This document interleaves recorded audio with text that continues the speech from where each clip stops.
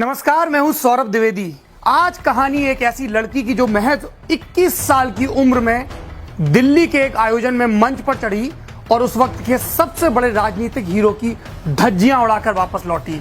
कहानी एक ऐसी लड़की की जो लगातार 3 लोकसभा चुनाव हारी और इसके बावजूद अपने मिशन से डिगी नहीं। कहानी एक ऐसी लड़की की जो आजाद भारत की सबसे ताकतवर दलित नेता बनी। ये मायावती के राजनीतिक जीवन की शुरुआत की कहानी है। पहला किस्सा, सितंबर 1977 की एक शाम, जगह दिल्ली का कॉन्स्टिट्यूशन क्लब। इमरजेंसी खत्म हो चुकी थी, जनता पार्टी की सरकार आ चुकी थी और जनता पार्टी ने जाति के भेदभाव को दूर करने के लिए कॉन्स्टिट्यूशन क्लब में एक 3 दिन की कॉन्फ्रेंस बुलाई थी। इस कॉन्फ्रेंस का स्टार अट्रैक्शन थे जायंट किलर, उस वक्त के सबसे बड़े राजनीतिक हीरो राजनारायण, जो 1971 में रायबरेली से इंदिरा गांधी के खिलाफ चुनाव लड़े थे और उन्हीं की रिट के चलते इलाहाबाद हाईकोर्ट ने इंदिरा गांधी का निर्वाचन रद्द कर दिया था। राजनारायण, जिन्होंने 1977 में इंदिरा गांधी को उसी रायबरेली में 55,000 से भी ज्यादा वोटों से चुनाव हराया था। राजनारायण मोरारजी देसाई सरकार में स्वास्थ्य मंत्री थे। वो मंच पर आए और दलितों के हितों के बारे में तमाम बातें कहने लगे, लेकिन राजनारायण ने एक बहुत बड़ी गलती कर दी। वो बार बार दलितों के लिए हरिजन शब्द का इस्तेमाल कर रहे थे।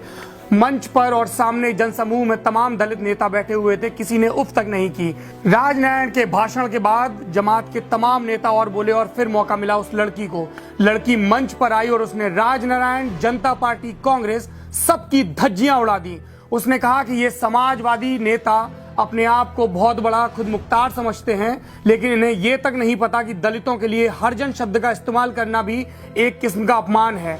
उस लड़की का नाम था मायावती ये भी बोली कि हमारे भगवान बाबा साहेब अम्बेडकर ने भी कभी हरिजन शब्द का इस्तेमाल नहीं किया। उन्होंने संविधान बनाया और उसमें भी हमारे लिए शेड्यूल्ड कास्ट यानी कि अनुसूचित जाति शब्द का इस्तेमाल किया। तो फिर राजनारायण की हिम्मत कैसे हुई हमारे लिए शब्द इस्तेमाल करने की। मायावती का यह कहना था कि सामने बैठी भीड़ में नए सिरे से जोश जाग गया। राजनारायण मुर्दाबाद, जनता पार्टी मुर्दाबाद के नारे लगने लगे। कितनी अकल्पनीय होगी ये स्थिति कि एक पार्टी जो नई नई सत्ता में आई है, बदलाव की बयार पर सवार होकर उसको इतनी अजीबोगरीब राजनीतिक स्थिति का सामना करना पड़े, अपने ही बैनर तले बुलाई कॉन्फ्रेंस में। मायावती मंच से बोलकर नीचे उतरी तो दलित समुदाय के तमाम नेता, तमाम प्रतिनिधि उनको बधाई देने पहुंच गए।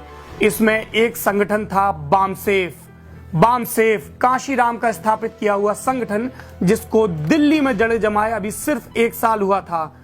उसके नेताओं की मायावती पर नजर जम गई और खबर काशीराम तक पहुंची। दिसंबर 1977 की एक शाम, इंडियन पोस्ट ऑफिस डिपार्टमेंट के एक तृतीय श्रेणी के कर्मचारी प्रभुदास के घर में रात की तैयारी हो चुकी थी। ज्यादातर बच्चे प्रभुदास और उनकी पत्नी सोने की तैयारियों में लगे थे, एक शख्स को छोड़कर, और वो थी प्रभुदास की बड़ी बेटी मायावती, जो दिन में स्कूल टीचरी करती थी, शाम को लॉ की क्लास अटेंड करती थी और रात के वक्त खाना खाने के बाद IAS के एग्जाम की तैयारी किया करती थी। मायावती ने अभी पढ़ाई शुरू ही की थी कि दरवाजे पर दस्तक हुई। घर वाले चौंक गए क्योंकि अमूमन कोई भी रिश्तेदार इतनी रात में घर नहीं आता था। दरवाजा खोला तो सामने बामसेफ के एक दलित नेता खड़े थे। मायावती उन दिनों बामसेफ के दलित स्टडी सर्कल में सक्रिय रहने लगी थी, इसलिए उन नेताजी को पहचानती थी। उनके साथ एक अधेड़ उम्र का शख्स खड़ा था, मुड़े तोड़े कपड़े पहने और गले में मफलर लपेटे। ये काशीराम थे। जैसे ही घर वालों को पता चला कि उनके यहाँ काशीराम आए हैं, सब में उत्साह दौड़ गया। काशीराम भीतर आए और घर के मुखिया प्रभुदास की तरफ देखा भी नहीं, सीधे मायावती से मुखातिब हुए। बोले, बहुत पढ़ाई कर रही हो, इतना पढ़कर क्या करोगी। मायावती को बहुत अच्छा लगा कि दलितों का उभरता हुआ नेता सीधे उन्हें तवज्जो देते हुए बात कर रहा है। वो बोली, काशीराम जी, मैं IAS बनना चाहती हूँ ताकि अपने समाज के लोगों का भला कर सकूं। काशीराम ने जवाब दिया, तुम गलत सोच रही हो। समाज के कितने अधिकारी बने मगर क्या भला हुआ, क्योंकि उन अधिकारियों को भी नेताओं की हाँ में हाँ मिलानी पड़ती है, उनके हुक्म की तामील करनी पड़ती है। तुम मेरे साथ चलो, इस मिशन का हिस्सा बनो। मैं तुम्हें उस जगह पहुंचा दूंगा कि दर्जनों कलेक्टर अपनी फाइलों पर दस्तखत करवाने के लिए तुम्हारे सामने हाथ बांधे खड़े होंगे। मायावती को यह बात चुभ गई, लग गई।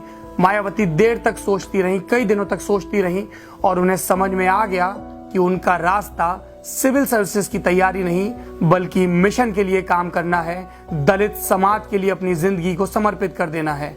मगर मायावती की सोच से उनके पिता प्रभुदास इत्तेफाक नहीं रखते थे।